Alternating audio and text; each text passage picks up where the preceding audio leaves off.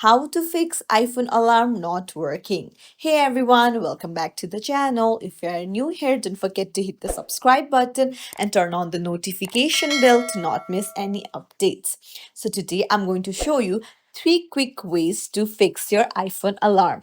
So first things first, open up your clock app and then try deleting the alarm that you have set by swiping to the left and tap on delete. Now go to the plus icon on the top right and then set the alarm again.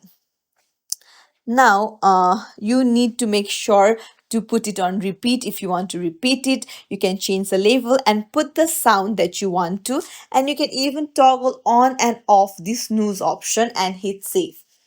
Now another thing what you can do is come back and go to settings, scroll down, tap on standby and then toggle it off. So come back and then scroll down and tap on Face ID and passcode.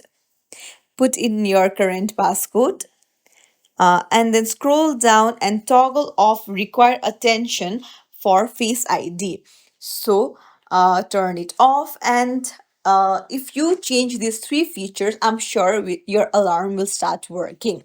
If you found this tutorial helpful, don't forget to like and subscribe to our channel for more tips and tricks. Thank you for watching.